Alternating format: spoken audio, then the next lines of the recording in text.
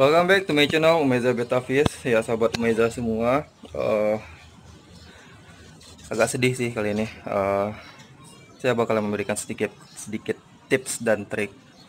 Jadi untuk menyiasati atau mengatasi si ikan cupang atau si pejantan ketika setelah dikawinkan, setelah betinanya diangkat, dia jaga telur dan ternyata dia tidak pandai jaga telur, malah telurnya itu dimakan. Jadi menyiasati si pejantan agar tidak memakan telur, jadi jalan satu-satunya itu jantannya kita pisah dari si telur. Nah, kalau untuk trik pemisahan kali ini saya bakalan ini ya sahabat, memberikan sedikit tips. Itu dia jantannya kita angkat. Nah, jadi ada cara kedua, itu telurnya yang kita angkat. Nah, kalau yang biasa saya lakukan itu jantannya yang kita angkat. Itu kali ini saya bakalan angkat jantannya. Nah, jadi bang, gimana bang, nanti nggak ada yang ini bang, nggak ada yang jagain telurnya, terus nanti telurnya gimana, mau nggak netas bang? Nah, insya Allah telurnya mau netas sahabat, tapi dengan syarat nanti setelah jantannya kita angkat, telurnya bakalan kita telurnya, airnya bakalan kita kurangin drastis. Nah, jadi triknya bagaimana, langsung aja sahabat, bakalan saya tunjukin caranya agar tetap mendapatkan keturunan dari si ikan cupang ini sahabat. Oke, langsung aja. Ya sahabat, jadi yang pertama kita harus berikan itu, yang pertama kita siapkan itu yaitu ini. Kita harus siapkan wadahnya si pejantan ya. Kita angkat pejantan ini, kita harus siapkan wadah untuk si pejantannya dulu ya. Ini langsung aja kita angkat.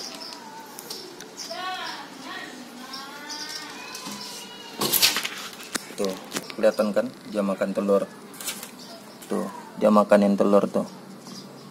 Tuh, dia makanin telur.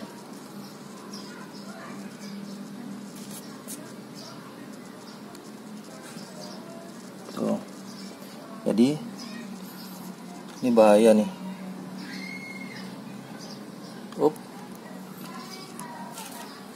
Jadi si pejantan ini kita angkat ya sahabat ya. Tuh. Ini jenisnya PK Cooper ya. PK Cooper. Nah, tadi saya cek ya. Ya Allah, tinggal sedikit, benar-benar sedikit telurnya sahabat. Aduh, ya seginilah rezeki kita sahabat. Jadi kita nggak tahu rezeki itu sebanyak apa, tapi ini benar-benar sedikit banget. Jadi ini pelajaran ya buat kita. Kalau memang ya, kita sudah tahu ya si pejantan ini dia pemakan telur. Jadi next kalau kita mengawinkan ulang, tuh perutnya aja sampai gendut tuh sampai gendut. Jadi next pelajaran buat kita, kalau kita mengawinkan dia ketika dia sudah bertelur, ini jantan sama betinanya langsung kita angkat kedua-duanya sahabat. Jadi tidak kita tinggalkan dia di dalam sendirian. Kalau kita tinggalkan bakalan seperti ini lagi tuh, telurnya benar-benar sedikit. Nah, kecewa sih sebenarnya, cuma ya segitulah rezeki kita. Jadi tidak perlu kita sesali, cuma jadikan pelajaran buat kita sahabat. Nah, jadi kira-kira seperti itu sahabat. Ini jantannya kita angkat dan telurnya alhamdulillah sudah ada. Biarin dulu nih, memang benar-benar sedikit ya Allah. Kesal ya sahabat ya. Nah, cara kedua kita kurangin airnya sahabat, menggunakan ini. Kalau saya menggunakan ini ya, sifon. Jadi kita harus mengurangi air tuh. Nah, ini udah airnya sudah lancar kayak gini. Ini kita matikan. Tuh, satu. Kita ini sahabat, satu kita tutup ya. Yang satu sebentar sahabat ya, ini agak susah. Yang ini yang saya tutup ini, aduh, ini bisa pakai kaki nih mainnya nih, tuh. Tuh. Ya, yang satu di sana, yang ini baru dilepas. Tuh. Nah, kira-kira seperti itu, sahabat. Tuh, sebentar sahabat ya. Ini susah kalau satu tangan. Ntar saya contohkan lagi. Ya, agak gelap nggak apa-apa sahabat ya, karena berlawanan mataharinya rekamnya. Jadi triknya seperti ini sahabat. Yang ini yang kita tutup ini di bawah, tapi yang ini posisinya di air yang bakalan, bukan yang bakalan kita kurangin airnya. Langsung aja. Tuh. Jadi air yang di sini kelihatan sahabat, tuh, bakalan disedot sama dia tuh. Tuh, kelihatan. Tuh, disedot sama dia. Nah, untuk ketinggian airnya berapa bang? Ketinggian airnya langsung aja nih kita langsung kita iniin ya. Di sini ini dia langsung nyesut juga nih airnya sahabat. Yang jelas airnya kita susutkan sangat-sangat susut ya, sangat-sangat susut sekali, agar ketika si buaya menetas itu dia gampang berenang ya sahabat, gampang berenang, gampang mengambil nafas ke atas permukaan. Nah, jadi ini dia ya, bakalan kita benar-benar kurangin, tapi nguranginnya benar-benar dipantau sahabat ya. Benar-benar dipantau ketinggian airnya. Tuh. Ini masih kita kurangin lagi nih sahabat. Ini belum bisa untuk buaya nih. Nah, kira-kira segini nih aja nih. Tapi kira-kira cukup lah nih. Nah, kira-kira segini nih sahabat ketinggian airnya. Tuh. Langsung aja ya. Kita kamera belakang. Ya sahabat, kira-kira kalau untuk ketinggian airnya itu segini ya. Tuh. Kira-kira segini. Benar-benar sedikit airnya. Tuh.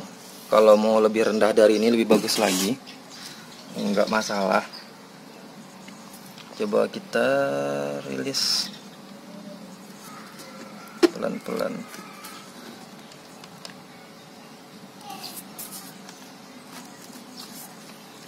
Sebentar sahabat ya. Ini kita rilis dulu. Bismillahirrahmanirrahim. Tuh.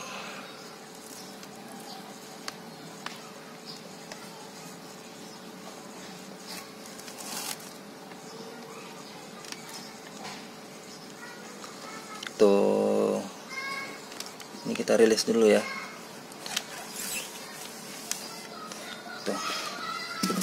Nah, saya jelaskan sedikit sahabat di sini. Saya jelaskan lagi ya. Kenapa si ikan cupang ini memakan telur? Satu, pertama, biasanya indukannya itu masih muda, kita kawinkan. Itu maksudnya umurnya sekitar, bukan masih muda ya, maaf. Itu di kawin pertama. Nah, biasa si ikan cupang ini, mana dia? Tuh. Nah, biasa si ikan cupang ini sahabat, dia belum pernah kawin dan tidak pernah juga menjaga anak ya. Jadi belum berpengalaman.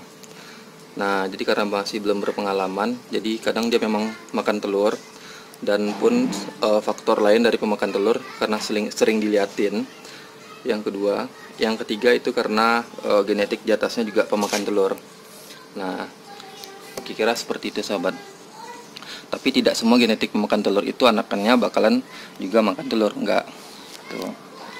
Faktor utama itu biasanya karena indukannya masih baru pertama kali dikawinkan gitu sahabat.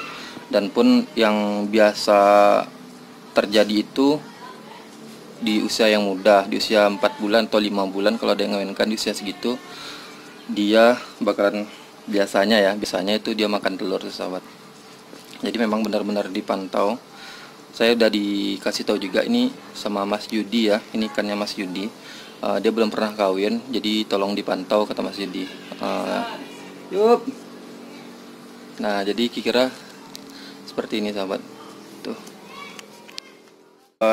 Kita sahabat, kalau kita sudah mengetahui karakteristik dari si ikan dan kriterianya si ikan itu seperti apa, sifatnya seperti apa, jadi insya Allah ke depan itu bakalan jadi pelajaran buat kita untuk ngebreed selanjutnya. Jadi kita jangan patah semangat sih sebenarnya. Jadi kalau misalnya memang dia pemakan telur, bisa dengan kita nggak mau kawin, insya Allah. Sebentar sahabat, ada kelihatan nggak tuh ada putih tuh? Nah itu telur yang dimakan dia tadi tuh sahabat tuh. Nah itu telur yang dimakan dia tuh. Nah jadi sahabat,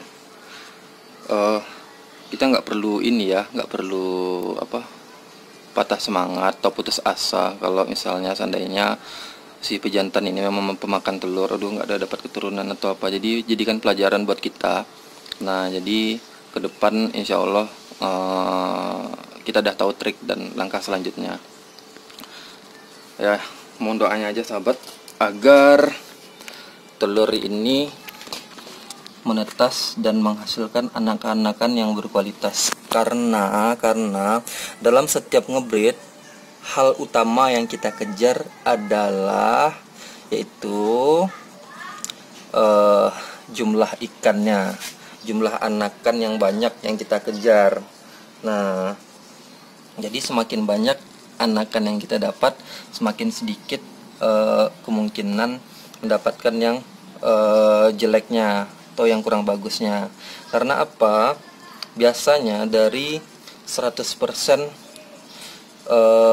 telur yang menetas itu sekitar 40% yang paling bagus atau 30% yang paling bagusnya.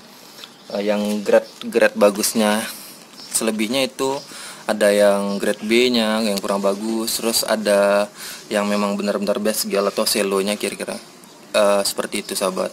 Jadi kejarlah ininya sahabat, jumlah dari anakannya. Jadi kalau misalnya telurnya sedikit, kemungkinan mendapatkan anakan yang bagus itu juga bakalan sedikit sahabat. Nah jadi kira-kira seperti itu aja sahabat. Kalau mau ngebreed, usahakan anaknya banyak dan harus sabar. Tunggu betinanya benar-benar full telurnya baru dikawinkan sahabat ya, agar mendapatkan telur yang banyak juga, anakan yang banyak juga. Oke, terima kasih sahabat telah menonton channel saya. Jangan lupa subscribe, like, and share agar channel saya lebih berkembang ke depannya.